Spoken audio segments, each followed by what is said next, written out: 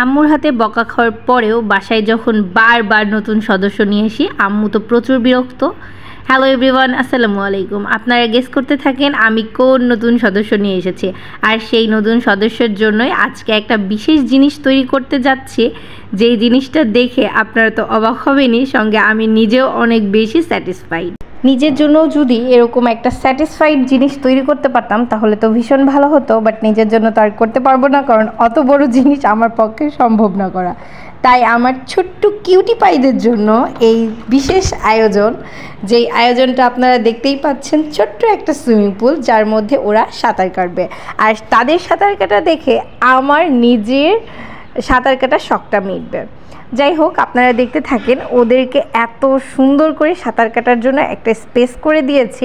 ওরা ওদের new swimming pool দেখে ভীষণ খুশি হয়ে গেছে। আমিও ওদেরকে ডাক দিলাম, পিকু মিকু চিকু টিকু আয় তোরা সাঁতার কাটবি। ওরা প্রথমে বুঝতে পারছিল না, ভাবছিল হয়তো বা পানি খাওয়ার জন্য ওদেরকে দিয়েছি।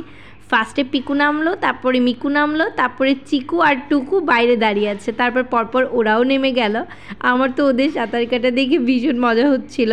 যদিও হাইটটা একটু শর্ট হয়ে গেছে, তবে শর্টই ভালো, কারণ এখন ওরা ভীষণ ছোট।